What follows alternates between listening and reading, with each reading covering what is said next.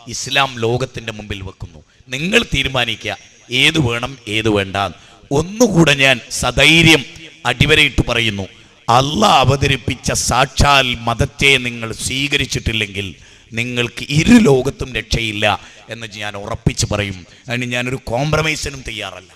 അള്ളാഹ് അവതരിപ്പിച്ച സാക്ഷാൽ മതം, സമാധാനത്തിൻ്റെ മതം, അത് സ്വീകരിച്ചാലല്ലാതെ ഒരു സമൂഹവും രക്ഷപ്പെടില്ല.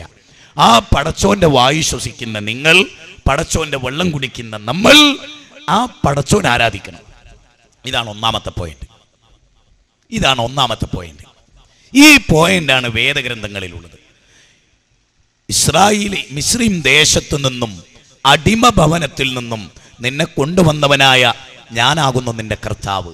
മേലെ സ്വർഗത്തിലുള്ളതിൻ്റെയും താഴെ വെള്ളത്തിലുള്ളതിനെയും ഭൂമിക്കടിയിലുള്ളതിൻ്റെയും ഒന്നിൻ്റെയും പ്രതിമ അരുത്, അവക്ക് മുമ്പിൽ നീ സാഷ്ടാംഗം പ്രണമിക്കരുത്. പുറപ്പാടിലെ 20-ാം അധ്യായം 1 മുതൽ 6 വരെയുള്ള വചനാണ്.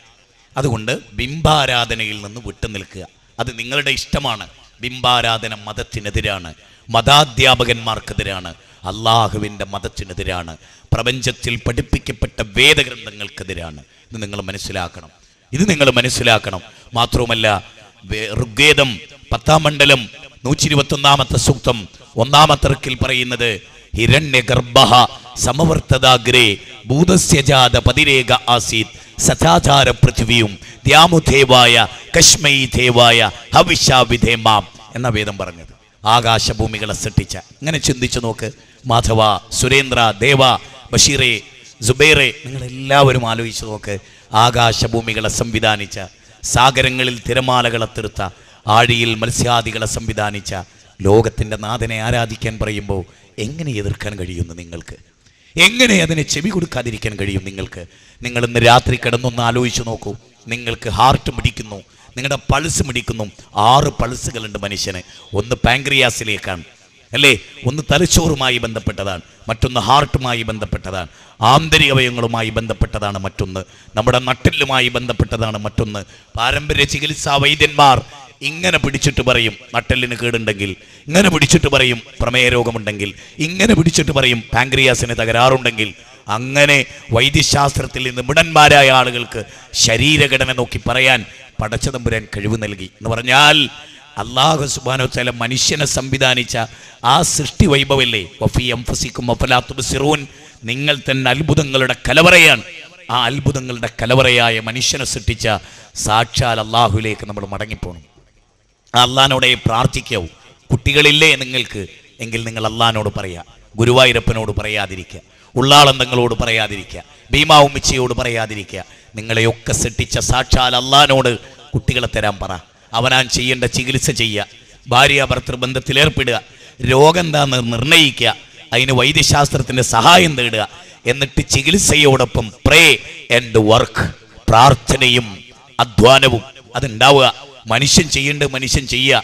പടച്ചോൻ്റെ ഭാഗത്തു നിന്നുള്ളത് പടച്ചോൻ ചെയ്യും. പടച്ചോനോട് പറയുക, നമ്മളെയൊക്കെ സൃഷ്ടിച്ചില്ലേ അല്ലാഹ്, ഈ സംവിധാനമൊക്കെ തന്നില്ലേ, ആ അള്ളാഹുവിലേക്ക് മടങ്ങുക.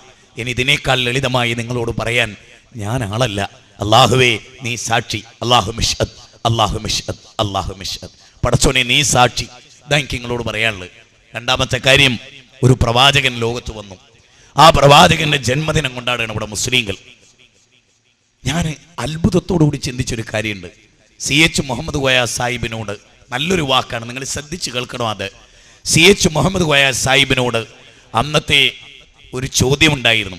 ഒരു മഹാനായ ലീഗിൻ്റെ നേതാവ് മരിച്ചപ്പോൾ, വലിയൊരാൾ, വലിയൊരു പ്രതിഭ, അദ്ദേഹം മരിച്ചപ്പോൾ CH മുഹമ്മദ് കോയ സാഹിബിനോട് ചോദിച്ചു, ആ ലീഗിൻ്റെ നേതാവ് മരിച്ച ദിവസം ഒരു പൊതു അവധിയായി എല്ലാ വർഷവും നിങ്ങൾ പ്രഖ്യാപിക്കുമോ? അതിന് CH മുഹമ്മദ് കോയ സാഹിബ്, അത്തോളിക്കാരനായ എൻ്റെ കുടുംബക്കാരനായ CH മുഹമ്മദ് കോയ സാഹിബ് സെലഫികളൊക്കെ ആയിട്ടന്ന് ബന്ധമുള്ളതുകൊണ്ട് തന്നെ അദ്ദേഹത്തിന് അല്പം കാര്യങ്ങൾ പക്വതയോടുകൂടി ചിന്തിക്കാൻ കഴിയുമായിരുന്നു. CH മുഹമ്മദ് കോയ സാഹിബ് തിരിച്ചു ചോദിച്ചു, ഇന്ത്യയിൽ ജനിക്കുന്ന മുഴുവൻ മഹാന്മാരുടെ ജന്മദിവസവും മരണ ദിവസവും അവധി പ്രഖ്യാപിച്ചാൽ ഇന്ത്യയിൽ അവധിയല്ലാത്ത മറ്റെന്തെങ്കിലും ഉണ്ടാവുമോ? വല്ലാത്തൊരു ചിന്തയത്. അപ്പം നിങ്ങൾ നോക്ക്, ഹിന്ദു മതത്തിൽ 360 മഹാനേ ഉള്ളൂ, ക്രിസ്ത്യാനിറ്റിയിൽ 360 മഹാനേ ഉള്ളൂ, മുസ്ലിങ്ങൾക്ക് 360 മഹാനേ ഉള്ളൂ. ജനിച്ച മഹാന്മാരുടെയൊക്കെ ദിവസം അനുസരിച്ച് അവധി പ്രഖ്യാപിച്ചാൽ ലോകം അവസാനിക്കുന്നവരെ വർക്കിംഗ് ഡേ എന്ന് പറഞ്ഞൊരു സംഭവം ഉണ്ടാവുമോ?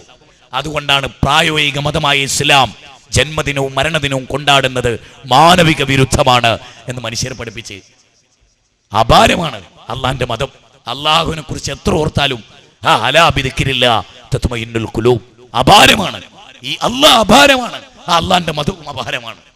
അതുകൊണ്ടാണ് ഇസ്ലാമിൽ ജന്മദിനില്ല. നിങ്ങൾ നോക്കേ, മുഹമ്മദ് നബിയെ ഏറ്റവും കൂടുതൽ സ്നേഹിച്ചൊരു ജനപദം, അതിലേറ്റവും മുന്നിൽ അബൂബക്കർ സിദ്ദീഖ് റളിയല്ലാഹു അൻഹു 2 കൊല്ലവും 3 മാസവും 10 ദിവസവും ഇസ്ലാമിന്റെ ഖിലാഫത്ത് ഏറ്റെടുത്തു. 2 റബീഉൽ അവ്വൽ വന്നു, 2 ജന്മദിനം കൊണ്ടാടേണ്ട വർഷം.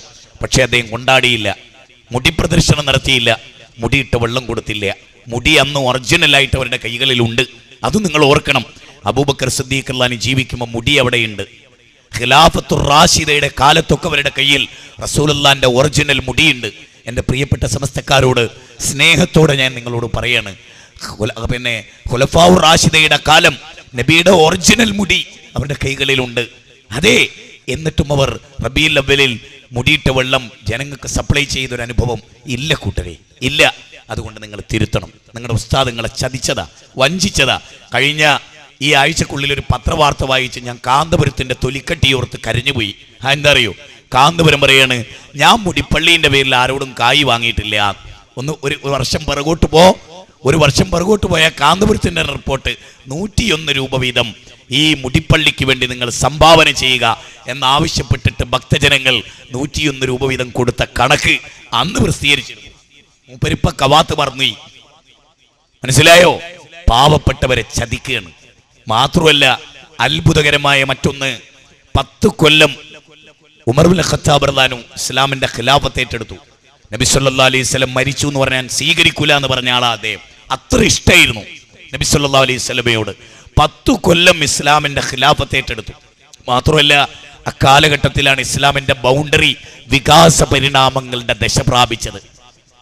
രാജ നൈതികതയുടെ എന്നൊക്കെ നമ്മൾ പറയുന്ന ആ കാലഘട്ടത്തിൽ രാജാക്കന്മാരും ലോകത്തിന്റെ പല ഭാഗങ്ങളിൽ നിന്നുള്ള ആളുകളും ഇസ്ലാമിലേക്ക് കൂട്ടം കൂട്ടമായി പ്രവേശിച്ച കാലമായിരുന്നു. ലോകത്തിന്റെ അഷ്ടദിക്കുകളിൽ പള്ളി നിർമ്മിച്ചു ആ കാലഘട്ടത്തിൽ. പക്ഷേ റസൂലുള്ളാഹിന്റെ തിരുകേശം സൂക്ഷിക്കാൻ ഉമർ ഇബ്നുൽ ഖത്താബ് റളിയല്ലാഹു അൻഹു ഒരു പള്ളി ഉണ്ടാക്കിയില്ല. എന്റെ ചോദ്യം, ഉമർ ഇബ്നുൽ ഖത്താബ് റളിയല്ലാഹു അൻഹു ഇല്ലാത്തൊരു സ്നേഹം കാന്തപുരം എ പി അബൂബക്കർ മുസ്ലിയാർക്ക് ഉണ്ട് എന്ന് പറഞ്ഞാൽ അത് അംഗീകരിക്കാൻ വിവരമുള്ളവരെ കിട്ടില്ല. 10 കൊല്ലം റബീഉൽ അവ്വൽ വന്നു. നബി സല്ലല്ലാഹു അലൈഹി വസല്ലം നബിദിനം, ഉമർ ഇബ്നുൽ ഖത്താബ് നബിദിനം കൊണ്ടാടിയില്ല. ഒരു പിന്നെ ഇന്ന് കാണുന്ന വിധത്തിലുള്ള റാലി നടത്തിയില്ല, നബിദിന റാലി നടത്തിയില്ല. അവർക്കൊന്നും അത് പരിചയമില്ല. 12 കൊല്ലം അത്ഭുതമാണ്. ഇസ്ലാമിന്റെ ഖിലാഫത്ത് നബി സല്ലല്ലാഹു അലൈഹി വസല്ലമയുടെ 2 പെൺകുട്ടികളെ കല്യാണം കഴിച്ച നാമം കിട്ടിയ ഉസ്മാൻ ഇബ്നു അഫ്ഫാൻ ഒരു വ്യാഴവട്ടക്കാലം, നീലക്കുറിഞ്ഞി പൂക്കുന്ന കാലം ഇസ്ലാമിന്റെ ഖിലാഫത്ത് ഏറ്റെടുത്തു. ഒരു മുടിപ്പള്ളി നിർമ്മിച്ചില്ല, അതുപോലെ നബിദിനം സംഘടിപ്പിച്ചില്ല. അവർക്കാർക്കും നബിയോട് സ്നേഹമില്ലെന്ന് പറയാൻ സമസ്തക്കാരുടെ നാവ് ചലിക്കുമോ, തൂലിക ചലിക്കുമോ? നാവ് ചലിക്കുമോ, തൂലിക ചലിക്കുമോ? ആലോചിക്കണം. അതുകൊണ്ട് ആ പ്രവാചകന്റെ ജന്മദിനം അനിസ്ലാമികമാണ്, പാപമാണ്. ആ ജന്മദിനത്തിന്റെ ഭാഗമായി നടക്കുന്ന ബിദ്അത്തും ശിർക്കുമുണ്ട്. അതിൽപ്പെട്ടതാണ് ഇർതഖബതു അലൽ ഖതാ ഗൈറ അസ്രിം വഹദത് ലക അഷ്കു ഫീഹി യാ സയ്യിദി ഖൈറൻ നബി എന്ന ശിർക്കിന്റെ വരികൾ. പ്രവാചകനോട് പാപമോചനം തേടുക.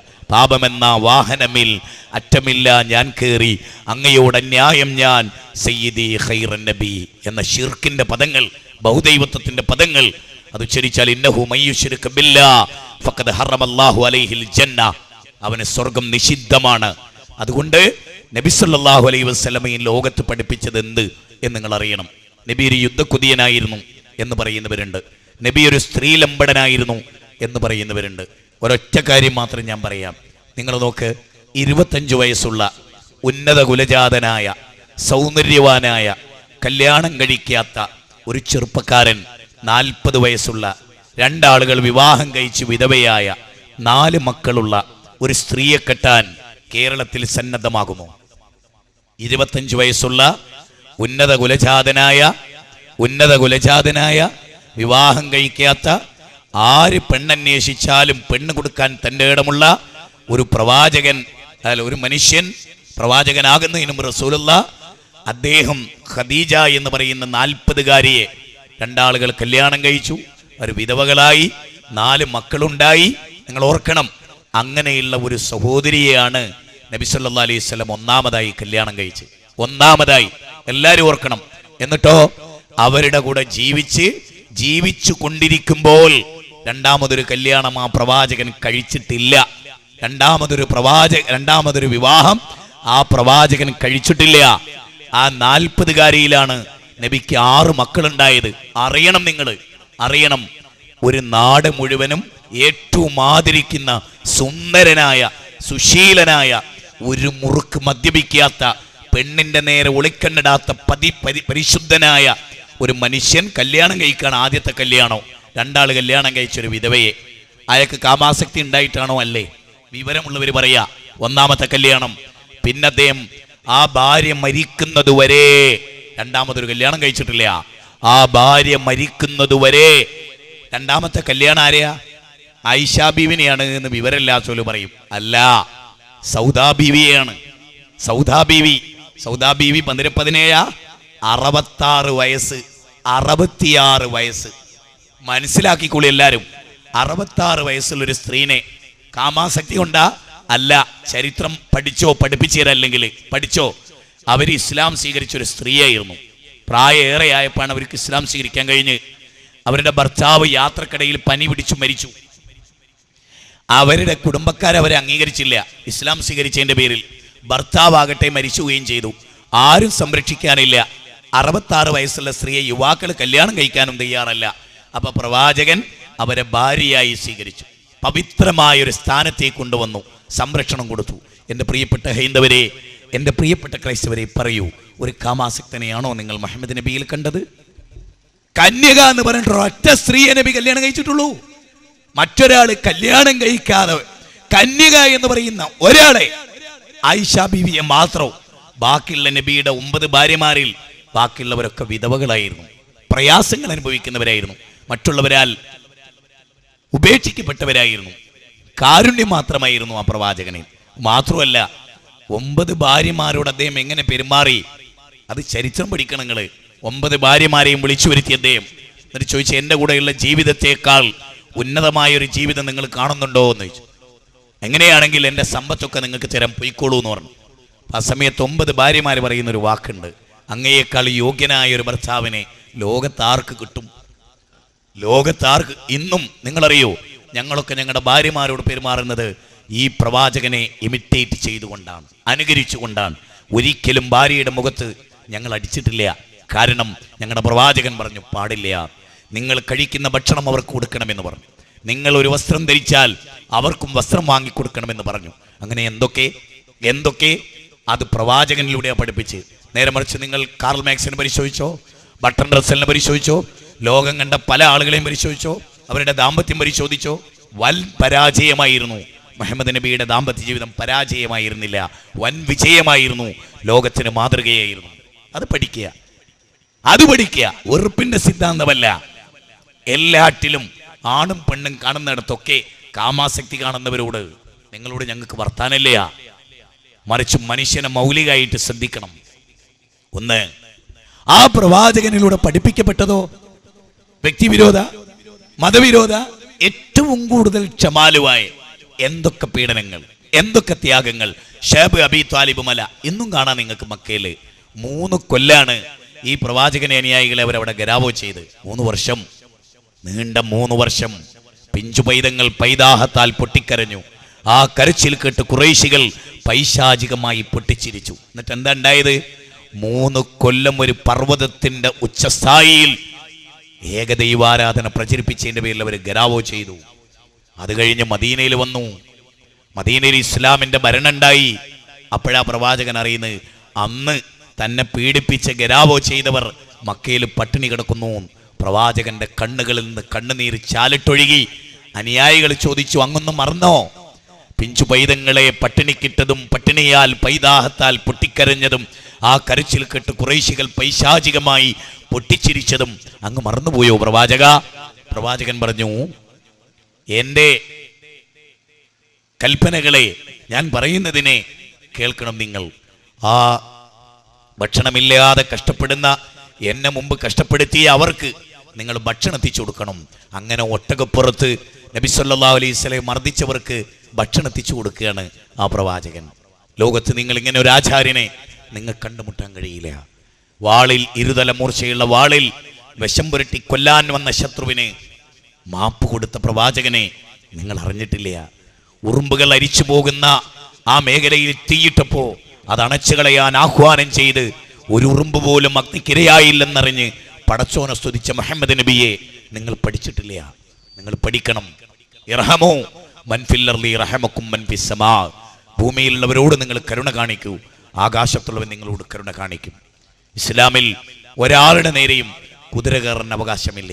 സ്വതന്ത്രമായി ജീവിക്കുന്ന മനുഷ്യരോട് ലാ യൻഹാകുമുല്ലാഹ് അനില്ലദീന ലം യുഖാതിലൂകും ഫിദ്ദീൻ വലൻ യുഖ്രിജൂകും മിൻ ദിയാരികും മൻ തബറൂഹും വതുഖ്സിതു ഇലൈഹിം ഇന്നല്ലാഹ യുഹിബ്ബുൽ മുഖ്സിതീൻ.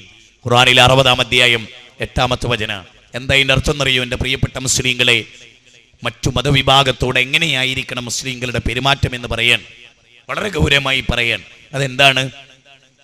നിങ്ങളോട് യുദ്ധം ചെയ്യാത്ത, മതത്തിന്റെ പേരിൽ നിങ്ങളോട് ഏറ്റുമുട്ടാത്ത, നിങ്ങളുമായി മൈത്രി ബന്ധം പുലർത്തുന്ന, ബാബരി മസ്ജിദ് പൊളിച്ചത് ശരിയാണ് എന്നാണോ ഭൂരിപക്ഷം ഹിന്ദുക്കൾ വിശ്വസിക്കുന്നത്? അല്ല, അല്ല. ഗുജറാത്ത് കലാപം ശരിയായിരുന്നു എന്ന് വിശ്വസിക്കുന്നവരാണോ ഭൂരിപക്ഷം മുസ്ലിങ്ങൾ, ഭൂരിപക്ഷം ഹൈന്ദവർ? ഒരിക്കലുമല്ല. അല്ല, അതിന്റെ വേദനകൾ ഇന്നും നാം അനുഭവിച്ചിട്ടുണ്ട്, അല്ലേ? ഇന്നും നാം അതൊക്കെ അനുഭവിച്ചിട്ടുണ്ട്. സഹോദരങ്ങളെ, ഭൂരിപക്ഷക്കാർ, ഒരു മതത്തിലെ ഭൂരിപക്ഷവും ഈ തിന്മയെ അംഗീകരിക്കുന്നവരല്ല. ന്യൂനപക്ഷമാണ് തീവ്രവാദത്തിന്റെയും ഭീകരവാദത്തിന്റെയും പിന്നാലെ പോയത്, അല്ലേ? അതുകൊണ്ട് തന്നെ നാം വളരെ ഗൗരവമായി മനസ്സിലാക്കണം, ഐക്യവും സ്നേഹവും ലോകത്തിന് അന്യമാണ്. ദയയും ആർദ്രതയും അലിവും അനുകമ്പയും സഹാനുഭൂതിയും ഇന്ന് നമുക്ക് അന്യമാണ്. നോക്ക്, പ്രവാചക തിരുമേനിയുടെ മസ്ജിദിൽ ഒരു അറാബി വന്നിട്ട് മൂത്രമൊഴിച്ചു. എല്ലാവരും ചിന്തിക്കേണ്ട ഒരു കഥയാണ്. നബി സല്ലല്ലാഹു അലൈഹി വസല്ലമയുടെ മസ്ജിദിൽ ഒരു അറാബി വന്നിട്ട് മൂത്രമൊഴിച്ചു. സ്വഹാബത്ത് കോപാകുലരായി. പ്രവാചകന്റെ സഖാക്കൾ നബി സല്ലല്ലാഹു അലൈഹി വസല്ലം പറഞ്ഞു, അരുത്, അരുത്, അവർ ആ വ്യക്തി മൂത്രമൊഴിക്കട്ടെ എന്ന് പ്രവാചകൻ പറഞ്ഞു. മസ്ജിദിലാണ് മൂത്രമൊഴിക്കുന്നത്. എല്ലാവരും ഓർക്കണം, മസ്ജിദിലാണ് മൂത്രമൊഴിക്കുന്നത്. എല്ലാവരും വളരെ കൃത്യമായി അതറിയണം. നബി സല്ലല്ലാഹു അലൈഹി വസല്ലം അയാളെ മൂത്രമൊഴിച്ച് കഴിഞ്ഞപ്പോൾ ശരിക്കും ശ്രദ്ധിക്കണം. ഒരു പള്ളിയിൽ മുസ്ലിം അല്ലാത്ത ഒരാൾ മൂത്രമൊഴിക്കുകയാണ്. ആ മനുഷ്യനെ പ്രവാചക തിരുമേനി വിളിച്ചു കൊണ്ടുപോകും. അയാളുടെ ഷോൾഡറിൽ കൈയിട്ടു. ചോദിച്ചു, റാഹത്തായില്ലേ? മൂത്രമൊക്കെ സൂപ്പറായിട്ട് ഒഴിച്ചില്ലേ? ആ, സന്തോഷമായോ? ആ, സന്തോഷമായി. അതെ, നീ ഒരു കാര്യം മനസ്സിലാക്കണം, ഇതൊരു മസ്ജിദാണ്, അള്ളാഹുവിൻ്റെ പള്ളിയാണ്, അവനെ ആരാധിക്കുന്ന കേന്ദ്രമാണ്, അവനെ ഓർക്കുന്ന, അവനെ സ്തുതിക്കുന്ന, അവനെ വാഴ്ത്തുന്നൊരു കേന്ദ്രത്തിൽ മൂത്രമൊഴിച്ചാൽ ആർക്കും ദേഷ്യം പിടിക്കൂലേ? അതാ അവർക്കുണ്ടായത്. അതുകൊണ്ട് ഇനി ചെയ്യരുത്. അയാൾക്കത് മനസ്സിലായി. എന്നിട്ട് അയാൾ പ്രാർത്ഥിച്ചു, എന്നോട് കോപാകുലരായവർക്ക് നീ പുറത്തു കൊടുക്കരുതേ, എന്നോട് കാരുണ്യം കാണിച്ച് ഇമ്മനുഷ്യന് നീ പുറത്തു കൊടുക്കണേ. ഇതാ നമ്മുടെ മാതൃക. എന്നിട്ടോ ആ പ്രവാചകൻ സഖാക്കളോട് പറഞ്ഞ് ആ മൂത്രമൊഴിച്ചെടുത്ത് ഒരു ബക്കറ്റ് വെള്ളമൊഴിച്ച് കഴുകി വൃത്തിയാക്കിയ പ്രശ്നം തീർന്നു. ഇന്നത്തെ കാലത്തിനാണെങ്കിലോ ഇന്ന് പിന്നെ മൂത്രമൊഴിക്കാൻ ആ സമൂഹത്തിന് പിന്നെ സൗകര്യം ഉണ്ടായിക്കൊള്ളണമെന്നില്ല. അങ്ങനെ കലാപം ഉണ്ടാക്കും നമ്മൾ. ഒരു ക്ഷേത്രത്തിൽ ഒരു മുസ്ലിം മൂത്രമൊഴിച്ചാൽ, ഒരു പള്ളിയിൽ ഒരു ഹൈന്ദവം മൂത്രമൊഴിച്ചാൽ വർഗീയ കലാപത്തിന് പിന്നെ എവിടെയും പോണ്ട. അങ്ങനത്തെ ആളുകളാണ് നമ്മൾ. എന്തിനേയും മൂതി വീർപ്പിച്ച് പെരുപ്പിച്ച് തമ്മിത്തല്ലാൻ അവസരം ഉണ്ടാക്കുകയാണ് നമ്മൾ. അതുകൊണ്ട് തന്നെ പ്രിയങ്കരരെ, വളരെ ഗൗരവമായി നിങ്ങൾ മനസ്സിലാക്കുക, ഈ അവസ്ഥ ഇസ്ലാമിനില്ല. മാതാപിതാക്കൾ ആരാണ്? മാതാപിതാക്കൾ വിശുദ്ധ ഖുർആൻ ഗൗരവമായി ചർച്ച ചെയ്തു. വൃദ്ധസദനങ്ങൾ ഏറ്റവും കുറവ് മലപ്പുറം ജില്ലയിലാണ്. പഠിച്ചോളി നിങ്ങൾ. ഏറ്റവും കൂടുതൽ തിരുവനന്തപുരത്തും കോട്ടയത്തൊക്കെയാണ്. എന്തേ കാരണം? വൃദ്ധസദനങ്ങൾ ഏറ്റവും കുറവ് മലപ്പുറത്താന്ന് പറഞ്ഞാൽ അതിൻ്റെ അർത്ഥം എന്താ? മാതാപിതാക്കളെ ഏറ്റവും കൂടുതൽ അംഗീകരിക്കുന്ന ജില്ല മലപ്പുറം ജില്ലയാണ്. അതിൻ്റെ നേർക്ക് നേരെ. കാരണം വഖളാ റബ്ബുക അല്ലാ തഅബ്ദു ഇല്ലാ ഇയ്യാഹു വബിൽ വാലിദൈനി ഇഹ്സാനാ ഇമ്മാ യബ്ലുവന്ന ഇൻദക്കൽ കിബറ അഹദുഹുമാ ഔ കിലാഹുമാ. നിന്റെ അച്ഛൻ, നിന്റെ അമ്മ, ആരാ അവര്? നിന്നെ ഗർഭം ചുമന്നവർ. വഹനൻ അലാ വഹനിൻ വഫിസാലുഹു ഫീ യമൈൻ. നിന്റെ ഉമ്മ, നിന്റെ അമ്മ, നീ എന്ന കുരുന്ന് ആ ഗർഭപാത്രത്തിൽ ഒരു കുരുന്നായി, ആ ഗർഭപാത്രത്തിന്റെ ഭിത്തിയിൽ സൈക്കോട്ടായി അള്ളിപ്പിടിച്ചത് മുതൽ അവൾ അനുഭവിച്ച ത്യാഗം, ഛർദിച്ച് തിന്നതപ്പടി ഛർദിച്ച നിന്റെ അമ്മയുടെ വേദനകൾ, അമ്മയുടെ ഗർഭപാത്രത്തിൽ നീ വളർന്ന് കുത്തും ചവിട്ടുമായി നീ വളർന്ന് അങ്ങോട്ട് ചെരിഞ്ഞു കിടക്കാനാവാതെ, ഇടതും വലതും ചെരിഞ്ഞു കിടക്കാനാവാതെ പല രൂപത്തിലും കഷ്ടപ്പെട്ട് പല രൂപത്തിലും നടക്കാനാവാതെ കാലിൽ നീര് കെട്ടി പ്രഷറും ഷുഗറും അനുഭവിച്ച് നിന്നെ ത്യാഗം അനുഭവിച്ച് നിന്നെ നൊന്ത് പ്രസവിച്ച നിന്റെ അമ്മ, ആ അമ്മയെ നീ കൊന്നുകളഞ്ഞു, ആ അമ്മയെ നീ ബലാത്സംഗം ചെയ്തു, ആ അമ്മയെ നീ ഒരു തുള്ളി കള്ളിന് വേണ്ടി അമ്മയുടെ മാറിടത്തിൽ കടാര കുത്തിയിറക്കി, ആ അമ്മയെ നീ എന്തൊക്കെ ചെയ്തു മോനെ എന്ന് ലോകത്തോട് ചോദിച്ചാൽ, ഗുജറാത്തിന്റെ മണ്ണിൽ 82 വയസ്സുള്ള അമ്മയെ എഞ്ചിനീയറിംഗ് വിദ്യാർത്ഥി ചുട്ടുകൊന്നു. കോടതി ചോദിച്ചു, മോനെ എന്തിനാ കൊന്നത്? അമ്മ എനിക്ക് കൃത്യമായിട്ട് ഭക്ഷണം വെച്ചിരുന്നില്ല. 82 വയസ്സുള്ള അമ്മക്ക് എന്ത് കൃത്യത ഉണ്ടാവുക? അവിടെയാണ് ഖുർആൻ പറഞ്ഞത്, മക്കളെ നിങ്ങളുടെ അച്ഛനും അമ്മയും പ്രായമായാൽ ഛേ എന്നൊരു വാക്ക് പോലും അവരോട് പറയരുത്. ഛേ എന്നൊരു വാക്ക്, ഠേ എന്ന് തലക്കടിച്ചിട്ടാ കൊല്ലല് നമ്മുടെ നാട്ടില്. അല്ല പറയാണ് ഛേ എന്നൊരു വാക്ക് പറയരുത്. ഖുർആനിലെ 17-ാം അധ്യായം 23-24 വാക്കാണ്. എന്താണ്? നിന്റെ മാതാവ് ബൗദ്ധൈവ വിശ്വാസിയാണെങ്കിൽ പോലും നോക്കൂ, ഈ ദുനിയാവിൽ ഏറ്റവും നല്ല രൂപത്തിൽ നീ അവരോട് പെരുമാറണം. മാതാവിനും പിതാവിനും വലിയ സ്ഥാനമുണ്ടായി. മാതൃദേവോ ഭവ എന്ന് വേദവും പഠിപ്പിച്ചതായി നിങ്ങളൊക്കെ കേട്ടിട്ടില്ലേ? ആ മാതാവിനെ പിതാവിനെ അംഗീകരിക്കാൻ പറഞ്ഞു. വിശുദ്ധ പ്രവാചകന്റെ ഒരു വചനമുണ്ട്, അച്ഛനും അമ്മയുടെയും ഇഷ്ടത്തിലാണ് ദൈവത്തിൻ്റെ ഇഷ്ടം, അച്ഛൻ്റെയും അമ്മയുടെയും വെറുപ്പിലാണ് ദൈവത്തിൻ്റെ വെറുപ്പ്. നോക്ക്, മാതാപിതാക്കളുടെ ഇഷ്ടത്തിലാണ് അള്ളാഹുവിൻ്റെ ഇഷ്ടം, മാതാപിതാക്കളുടെ കോപത്തിലാണ് അള്ളാഹുവിൻ്റെ കോപം. എത്ര ഉന്നതമാണ്, എത്ര ഉത്കൃഷ്ടമാണ്! മാനവ വിമോചനത്തിന് സിട്ടാവിന്റെ സന്ദേശം എന്ന മഹിതമായ ഒരു സന്ദേശമുണ്ട് ഇവിടെ. മാത്രവുമല്ല, മാതാവിൻ്റെ കാൽപാദത്തിനിടയിലാണ് സ്വർഗം എന്ന് പഠിപ്പിച്ച, മാതാവിൻ്റെ കൈപിടിച്ച് തടവുന്നതിൽ മഹാപുണ്യം ദർശിച്ച ഒരു മതം. അത് മനുഷ്യരെ അറിയിക്കുകയാണ്. അങ്ങനെ ജീവിക്കാനാണ് പഠിപ്പിക്കപ്പെട്ടത്. അങ്ങനെ പഠിപ്പിക്കപ്പെട്ടു ഈ മതം. ഉന്നതമാണ് ഈ മതം. ഉവൈസുൽ ഖർനി എന്ന് പറയുന്ന ഒരു മഹാനെക്കുറിച്ച് നിങ്ങൾ കേട്ടിട്ടുണ്ടോ? ആളുകൾ അന്വേഷിക്കുകയാണ് മക്കത്ത് കഅബയിൽ ഹജ്ജ് സീസണിൽ, ആരാണ് ഉവൈസുൽ ഖർനി, ആരാണ് ഉവൈസുൽ ഖർനി? അങ്ങനെ ഉമർ ഇബ്നുൽ ഖത്താബ് ചോദിച്ചു, നിങ്ങളുടെ കൂട്ടത്തിൽ ഉവൈസുൽ ഖർനി ഉണ്ടോ? നിങ്ങളുടെ കൂട്ടത്തിൽ ഉവൈസുൽ ഖർനി ഉണ്ടോ? അങ്ങനെ ഒരു ഘട്ടത്തിൽ ഒരാൾ വിളിച്ചു പറഞ്ഞു, അതെ ഞാനാണ് ഉവൈസുൽ ഖർനി. എന്താണ് നിങ്ങൾക്ക് വേണ്ടത്? പ്രവാചകൻ പറഞ്ഞിട്ടുണ്ട്, ഉവൈസുൽ ഖർനി എന്ന് പറയുന്ന ഒരാൾ, കർണിൽ നിന്ന് കർണുകാരനായ ഉവൈസുൽ ഖർനി വരും. അദ്ദേഹം പ്രാർത്ഥിച്ചാൽ ദൈവം തട്ടൂല. എന്തേ അദ്ദേഹത്തിന്റെ മേന്മ? മാതാവിനേറെ പുണ്യം ചെയ്ത മകനായിരുന്നു ഉവൈസുൽ ഖർനി എന്നതാണ്. മാതാവിൻ്റെ മഹിതമായ സ്ഥാനം ലോകത്ത് പഠിപ്പിക്കുകയായിരുന്നു ഹൈന്ദവരെ, ക്രൈസ്തവരെ, ഇസ്ലാം. ഖത്തറിൽ വെച്ച് 10, 12, 13 കൊല്ലങ്ങൾക്ക് മുമ്പ് എൻ്റെ ഓർമ്മകളിൽ നിറഞ്ഞു നിൽക്കുന്നൊന്നുണ്ട്. ഒരു ക്രിസ്തീയ കുടുംബത്തിലെ ഒരു ഹോസ്പിറ്റലിലെ നഴ്സ് ഇസ്ലാം സ്വീകരിച്ചു, കോട്ടയത്തുകാരി. ഞങ്ങൾ ചോദിച്ചു, എന്തേ ഇസ്ലാം സ്വീകരിക്കാൻ? അവർ പറഞ്ഞു, മുസ്ലിങ്ങൾ മാതാപിതാക്കളോട് കാണിക്കുന്ന ബന്ധം അതെന്നെ അത്ഭുതപ്പെടുത്തി. ഞാൻ അതിനെക്കുറിച്ച് പഠിച്ചു. ഇസ്ലാമാണ് ദൈവത്തിൻ്റെ മതമെന്ന് എനിക്ക് ബോധ്യപ്പെട്ടു. അതുകൊണ്ടാണ് ഞാൻ ഇസ്ലാം സ്വീകരിച്ചത്. ഇസ്ലാം പടച്ചോൻ അവതരിപ്പിച്ച മതമാണ്. സൂര്യനെപ്പോലെ, ചന്ദ്രനെപ്പോലെ, നക്ഷത്രങ്ങളെപ്പോലെ, നിലാവലകൾ പോലെ, കാട്ടാറുകൾ പോലെ ഈ ലോകത്തിന് പടച്ചോൻ ഇതൊക്കെ നൽകി. ആ കൂട്ടത്തിൽ പടച്ചോൻ പൂർത്തീകരിച്ചൊരു നിയമത്ത് ഇസ്ലാം. ആ ഇസ്ലാമിനെ നിങ്ങളുടെ മുമ്പിൽ ലഘുവായി ഞാൻ അവതരിപ്പിക്കുകയാണ്. മൂന്നാമത്തെ കാര്യം, മരണത്തിന് ശേഷം ഒരു ജീവിതമുണ്ടെന്നതാണ്. മരണത്തോടുകൂടെ ജീവിതം അവസാനിക്കില്ല. പന്നിയായും നായയായും ചണ്ടാലനായും നിങ്ങൾ ജനിക്കില്ല. ഇല്ല. ചതുർവർണ്ണ്യം മായാസിട്ടം ഗുണകർമ്മ വിഭാഗശേ എന്നത് സവർണ മേധാവിത്വത്തിന്റെ സൃഷ്ടിയാണ്. സവർണ മേധാവിത്വത്തിന്റെ സൃഷ്ടിയാണ്. തദീഹ രമണീയാം ശരണേ ഹബ്യാശേ ഹയതേ രമണീയാം യോനി അബദ്യോരൻ ബ്രാഹ്മണ യോനി വസുകര യോനി ചണ്ടാല യോനി എന്നത് സവർണ മേധാവിത്വത്തിന്റെ നിർമ്മിതിയാണ്. പറയനില്ലെവിടെ, പൊലയനില്ലെവിടെ, നായരില്ലെവിടെ, തീയനില്ലെവിടെ, മനുഷ്യരേ ഉള്ളൂ. ആദമിന്റെ മക്കൾ, ബാന്ധവ മാനവ സർവേ സ്വദേശാഭവനത്രയും.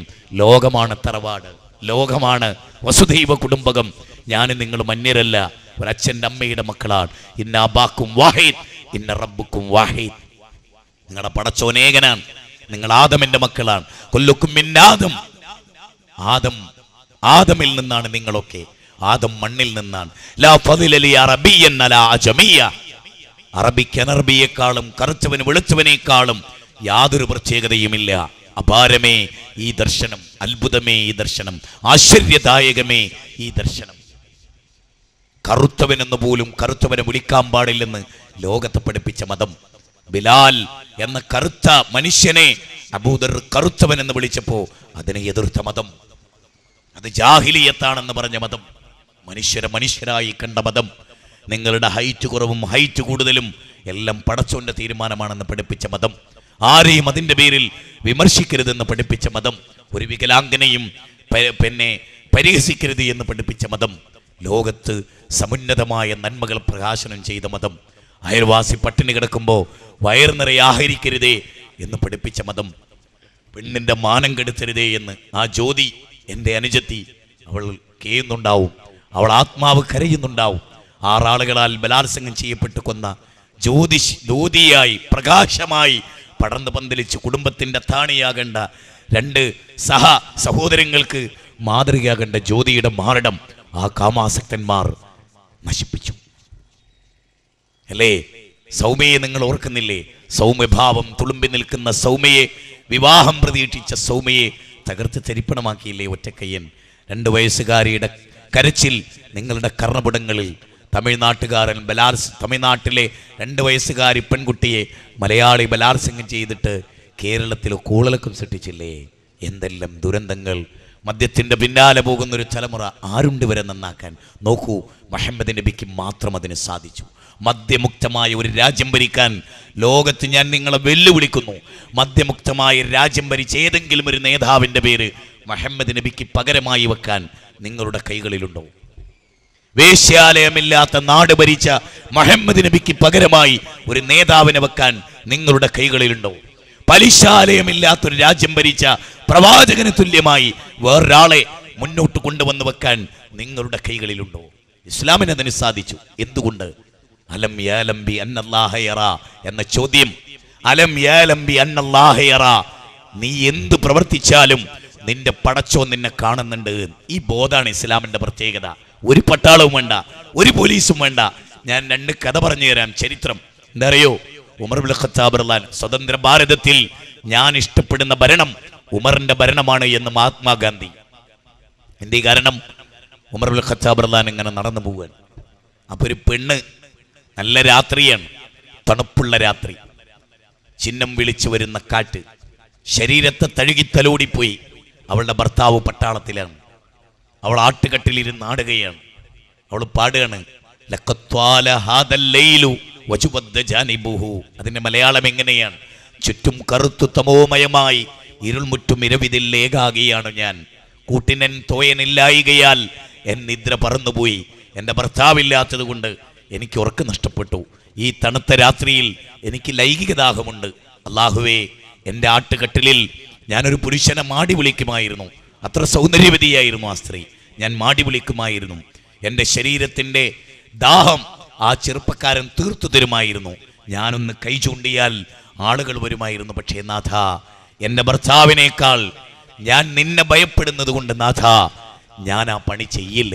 എൻ്റെ ഭർത്താവിനെ ചതിച്ച് വ്യഭിചരിച്ചാൽ അലം യാലംബി അന്നല്ലാഹ യറാ, നീ എന്നെ കാണുന്നുണ്ട് നാഥ, അതുകൊണ്ട് ഞാനത് ചെയ്യില്ല. ഇങ്ങനൊരു സമൂഹത്തെ സൃഷ്ടിക്കാൻ ഇസ്ലാമിനല്ലാതെ ലോകത്തൊരു ദർശനത്തിനും സാധിച്ചിട്ടില്ലെന്ന് ഞാൻ പറയുമ്പോൾ അത് അഹങ്കാരമാണെന്ന് നിങ്ങൾ വിചാരിക്കരുത്. മോളെ, പാലിൽ വെള്ളം ചേർക്കുക എന്ന് പറഞ്ഞപ്പോൾ ഉമർ എങ്ങനെ കാണാൻ, പട്ടാളം എങ്ങനെ അറിയാൻ എന്ന് ചോദിച്ചപ്പോൾ ഉമറും പട്ടാളവും നാട്ടുകാരും വീട്ടുകാരും എന്നറിഞ്ഞില്ലെങ്കിലും ആകാശഭൂമികളുടെ തമ്പുരാൻ അതറിയും എന്ന ബോധത്തിലേക്ക് കൊച്ചുമക്കളെ വളർത്തിയ ലോകത്തിലെ പടച്ചോന്റെ മതം, ആ മതത്തിൻ്റെ ലഘുവിവരണമാണ് ഞാൻ നിങ്ങളുടെ മുമ്പിൽ വെച്ചത്.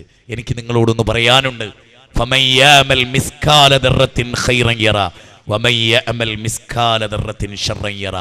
അണുമണിത്തൂക്കം നന്മ ചെയ്താൽ അത് ദൈവസന്നിധിയിൽ ഉണ്ടാവും. അണുമണിത്തൂക്കം തിന്മ ചെയ്താലും അത് ദൈവത്തിന് മുമ്പിൽ വിചാരണക്ക് വിധേയമാക്കപ്പെടും.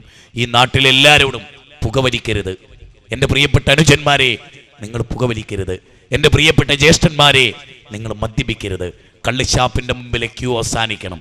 വേശ്യാലയത്തിന് മുമ്പിലെ ക്യൂ അവസാനിക്കണം. ബാങ്കിലെ പലിശാലയത്തിന് മുമ്പിലെ ക്യൂ അവസാനിക്കണം. അധ്വാനിച്ച് തിന്നുന്നൊരവസ്ഥയുണ്ടാകണം. മാന്യമായൊരു ജീവിതം ഉണ്ടാവണം. അളവിലും തൂക്കത്തിലും കൃത്രിമം കാണിക്കാത്ത കച്ചവടത്തിൻ്റെ നേരും നിറയുമുള്ള ഒരു ലോകമുണ്ടാകണം. ഞാൻ അവസാനിപ്പിക്കുകയാണ്. ആരോഗ്യം നന്നേ പ്രയാസപ്പെടുന്നു എന്നതുകൊണ്ട് അവസാനിപ്പിക്കുകയാണ്. സഹൃദയരെ, സുഹൃത്തുക്കളെ, ഹൈന്ദവരെ, ക്രൈസ്തവരെ, മരണത്തിന് ശേഷമുള്ളൊരു ജീവിതത്തിന് വേണ്ടി നിങ്ങൾ ഒരുങ്ങണം. ഇസ്ലാമിനെ പറ്റി നിങ്ങൾ പഠിക്കണം. പൂച്ചാക്കലിലെ ആളുകളെ നിങ്ങൾ സമീപിക്കണം. ഈ അടുത്തുള്ള ഒരുപാട് ക്ഷേത്രങ്ങളിൽ പ്രസംഗിക്കാൻ എനിക്ക് അവസരമുണ്ടായിട്ടുണ്ട്. ആ ക്ഷേത്രങ്ങളിലെ എല്ലാം പ്രസംഗങ്ങൾ നിങ്ങൾക്കൊരുപക്ഷെ ഇവിടെ തന്നെ ഒരുപക്ഷെ വിൽപ്പനയ്ക്ക് കേസറ്റായിട്ടുണ്ടെങ്കിൽ, CD കേസറ്റായിട്ടുണ്ടെങ്കിൽ നിങ്ങൾക്കിവിടെ കിട്ടും. നിങ്ങൾ വാങ്ങണം, നിങ്ങൾ കേൾക്കണം. ഒരു സിനിമ കാണുന്ന ലാഘവത്തോടെ നിങ്ങളത് കേൾക്കരുത്. ഇരുന്ന് ഭാര്യയും മക്കളും ജാതി മതവും മറന്ന് നിങ്ങളത് കേൾക്കണം, പഠിക്കണം. നാളെ നിങ്ങൾ സാക്ഷിയാകണം ഞങ്ങൾക്ക് വേണ്ടി. ഇത് ഞങ്ങളുടെ അപേക്ഷയാണ്. ഞങ്ങൾ നിങ്ങൾക്ക് പറഞ്ഞു തന്നിരുന്നു, ഞങ്ങൾ നിങ്ങളോട് വിനയത്തോടുകൂടി ഈ വിഷയം അവതരിപ്പിച്ചിരുന്നു എന്ന് നാളെ പടച്ചോന്റെ മുമ്പിൽ നിങ്ങൾ സാക്ഷിയാകണം. ഞങ്ങൾ കുറ്റക്കാരായി അവിടെ ഞങ്ങൾ അവതരിപ്പിക്കരുത്. ഇതിൻ്റെ സംഘാടകർ വമ്പിച്ച ദൗത്യമാണ് ചെയ്തത്. നിങ്ങൾക്കുള്ള പ്രതിഫലം അപാരമാണ്.